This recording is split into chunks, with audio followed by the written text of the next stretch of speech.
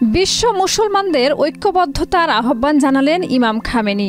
একমাত্র ঐক্যবদ্ধতাই হতে পারে মুসলিমদের মুক্তির পথ। বিশ্বের মুসলমানদের ঐক্যবদ্ধ হওয়া ছাড়া আমাদের সামনে অন্য কোনো বিকল্প নেই বলে জানিয়েছেন তিনি এক ইসলামিক সম্মেলনে বক্তৃতা দেওয়ার সময় এই মন্তব্য করে মুসলিম বিশ্বের মজবুত ঐক্য প্রতিষ্ঠার গুরুত্ব তুলে ধরেন। ইসলামী বিপ্লবের নেতা হিসেবে ইমাম খামেনি মনে করেন, মুসলমানদের ঐক্য প্রতিষ্ঠা করা এবং বিভাজন, মতবিরোধ এড়ানো শুধুমাত্র শয়তানি শক্তির বিরুদ্ধে প্রতিরোধ গড়ে তোলা নয়।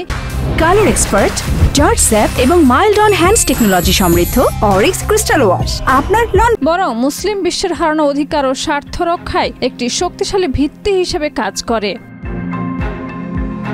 এ সময় খামেনি 1990 সালের 14 এপ্রিল বিশ্ব আহলে বায়েতের সম্মেলনে মুসলিম ঐক্যকে উল্লেখ করে বলেন, ইসলামী প্রজাতন্ত্রের মূল বিষয় হলো মুসলিম ঐক্য। মুসলিম জাতিগুলোর মধ্যে ঐক্যের অর্থ হলো তারা একে অপরকে সহায়তা করবে এবং মুসলিম বিশ্বের স্বার্থে একত্রিতভাবে কাজ করবে। তাদের সম্পদ ও শক্তি কখনোই একে অপরের বিরুদ্ধে ব্যবহার করা যাবে না।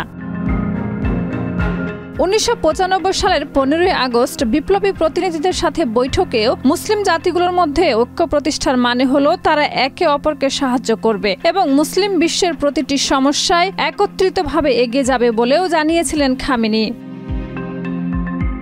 এছাড়াও 1999 সালের 2 অক্টোবর ঈদুল ফিতর উপলক্ষে এক সরকারি বৈঠকে ইমাম খামেনি শত্রুদের প্রচেষ্টা সম্পর্কে সতর্কতা অবলম্বন করতে বলেন এবং ইসলামী বিশ্বের ঐক্যকে শক্তিশালী করার জন্য নিজেদের ঐক্য রক্ষা করার গুরুত্ব তুলে ধরেন। তিনি উল্লেখ করেন, শত্রু ইসলামী আন্দোলনের সামনে দুর্বল, তাই তারা মনস্তাত্ত্বিক যুদ্ধ, বিভিন্ন আক্রমণ এবং মুসলিম জাতিগুলোকে একে অপরের বিরুদ্ধে দাঁড় করানোর চেষ্টা করছে।